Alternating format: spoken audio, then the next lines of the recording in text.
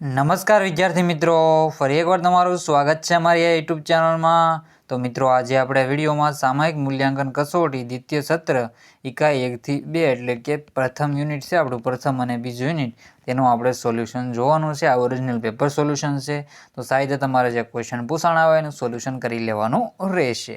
તો આપણે જોઈ તો વિષય હિન્દી. શું છે વિષય? વિષય રહેશે હિન્દી. કયો રહેવાનો છે વિષય? વિષય રહેશે હિન્દી. પછી કક્ષા છે 8. પછી છે કુલ અંક કેટલા રહેશે? કુલ અંક 25 ગુણનું પેપર રહેશે અને પ્રશ્ન બેંકનું સોલ્યુશન તમારે સાહિત્ય કરી લેવાનું રહેશે. તારીખ છે આજની 21/12/2024. તો સાહિત્ય પૂરેપૂરું પેપર સોલ્યુશન જોઈ લેજો. તો આપણે હવે સોલ્યુશન સ્ટાર્ટ કરી દઈએ. સૂચના છે, સૂચના સાહિત્ય વાંચી લેજો. અને આ વિભાગ વાઇઝ છે. જો તમે ચેનલમાં ન હો તો ચેનલને સબસ્ક્રાઈબ કરવાનું ભૂલતા નહીં. તો વિભાગ એ છે, તો આ તમારા ફકરો છે એ વાંચી લેવાનો છે. ફકરા ઉપરથી પ્રશ્નના જવાબ આપવાના છે. નીચે 5 પ્રશ્ન આપેલા છે ને ફકરો.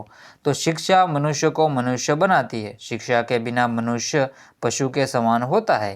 शिक्षित मनुष्य ही राष्ट्र की प्रगति में सक्रिय योगदान कर सकता है. तो एना આપણે પ્રશ્નના જવાબ જોઈ લઈએ.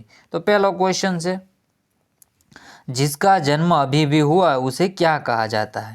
તો જેનો જન્મ હમણાં જ થયો હોય તેને શું કહેવામાં આવે છે? તેમાં આપણે જોઈએ તો અહીંયા જોયું મિત્રો, और उसके प्रथम गुरु उनकी माँ होती है जो नवजात शिशु के संस्कारों को संचित करती है. नवजात शिशु, तो પહેલાનો જવાબ આવશે નવજાત શિશુ. અહીં લખી દઉં છું તમને. શું જવાબ આવશે? નવજાત શિશુ. શું જવાબ આવશે? નવજાત શિશુ એમાં આપણો જવાબ રહેશે. પછી છે, राष्ट्र की प्रगति में सक्रिय योगदान कौन दे सकता है. तो राष्ट्र की प्रगति में सक्रिय योगदान कौन दे सकता है, તેમાં આપણો आंसर है कौन दे सकता है. तो जब तक बच्चा विद्यालय जाता है और योग्य जाता है, તેમાં આપણે શું જવાબ આવશે? सक्रिय योगदान कौन देखता है. तो જે આપણે હું તમને આગળનો જવાબ કહું છું. मनुष्य की प्रथम पाठशाला कौन है. तो मनुष्य की प्रथम पाठशाला એનો પરિવાર રહેશે. શું રહેશે?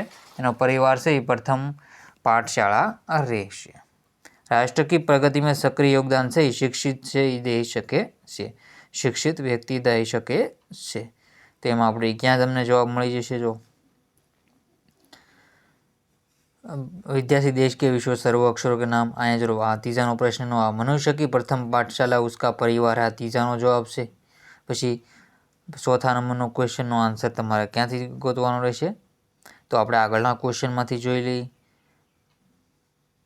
અહીંયા જો પછી આ શિક્ષિત મનુષ્ય રાષ્ટ્ર કી પ્રગતિમાં બીજા નંબરનો આન્સર છે.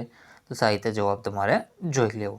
પછી तीसरा सर्वांगीण, चौथा नंबर सर्वांगीय विकास के लिए पाठशाला में किस प्रकार का प्रशिक्षण दिया जाता है और देश का नाम स्वर्ण अक्षरों में लिखने के हेतु क्या करना चाहिए. तो एम आप विद्यार्थी अँ जरूर विद्यालय के प्रशिक्षक भी उनमें ज्ञान डालने का कार्य करते हैं, तभी ऐसे विद्यार्थी देश का नाम विश्व में स्वर्ण अक्षरों में लिखते हैं. हाँ, 5वां. अने आ जो अँ विद्यालय में पुस्तकीय ज्ञान के अलावा उसे नृत्य, संगीत एवं खेलकूद आदि का भी प्रशिक्षण दिया जाता है. आ बीजानो आंसर रहेशे. तो साहित्य तमारे आना जवाब जोई लेवाना रहेशे. पछी आगळना क्वेश्चन जोई लईए आपणे. आ फकरो पूरो करीए. सोल्यूशन विभाग 2 छे. आ तमारा फकरो साहित्यना वांची लेवानो रहेशे. तो जोई लो. पछी छे, नदियों का जल निर्मल क्यों होना चाहिए. तो एमां पहेलानो आपणे आंसर जोई लईए. तो नदियाँ जीवित प्राणियों को प्रकृति द्वारा दिए गए उपहारों में से एक है. नदियों का पानी धरती पर वही स्थान पर है जो जहाँ मनुष्य धमनियों का है. धमनियों खून को. तो आप जोई तो नदियों जल का सभी जीवों को सुलभ बनाती है. कलकल करती नदी दृश्यों में संतोष प्रदान करता है. तो अँ जो उसके फसल आ बधुं आपणे जोईए तो मनुष्य माटे जरूरी है, एटले एनुं पाणी स्वच्छ राखवुं जोईए. नदियों पर बांध बांधने से क्या लाभ है. तो बांध बांधने से आप जोईए तो अँ जो आधुनिक युग में नदी पर जल को रोककर बांधों का निर्माण किया गया, जो जल आवश्यकता की पूर्ति के साथ विद्युत ऊर्जा की आवश्यकता पूर्ण करता है. आ बीजानो आंसर रहेशे. पछी से नदी को धरती की धमनी क्यों कहा जाता है. तो आप जोईए तो धमनी अपना शरीर में जो काम करे छे, जो मानव शरीर में धमनियाँ का कार्य है वो धमनियाँ खून को शरीर में विभिन्न भागों तक पहुँचाती है. तो नदियाँ जल को सभी जीवों के लिए सुलभ बनाती है. तो आ तमारा आंसर जवानो रहेशे. तीजानो आंसर रहेशे. પછી છે ચોથા નંબરનું ચहुमुखी का अर्थ क्या है, તો ઘણા મુખ ધરાવે છે. પછી છે નદીઓ સુરક્ષા ક્यों કરनी चाहिए, તો નદીની સુરક્ષા આપણે શું કામ કરવી જોઈએ. તો આપણે જોઈએ તો તમારે એનો જવાબ દેવાનો રહેશે, આપણે શું કામ એની સુરક્ષા કરવી જોઈએ. પછી છે વિભાગ 3, यदि निरंतर अभ्यास किया जाए तो असाध्य को भी साध्य साधा जा सकता है. तो असाध्य कार्य को कैसे साधा जा सकता है, यदि निरंतर अभ्यास किया जाए तो पहलाનો आंसर રહેશે.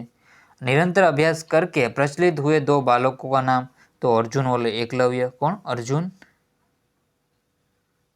अर्जुन અને એકલવ્ય.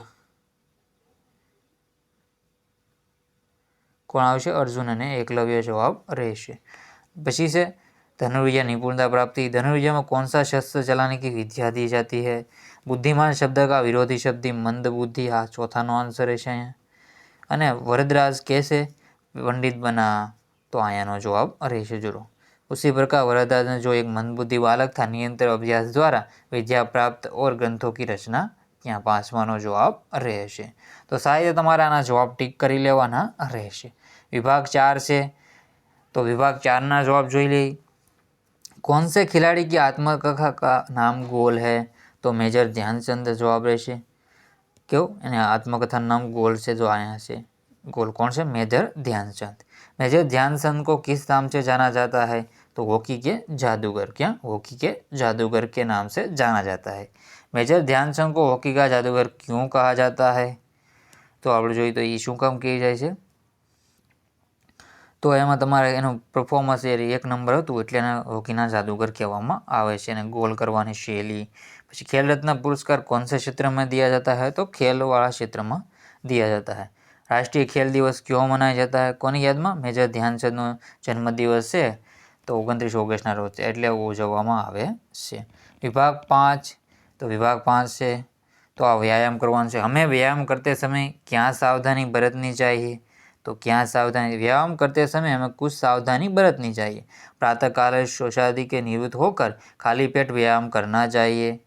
આ બધા તમારો આન્સર રહેશે.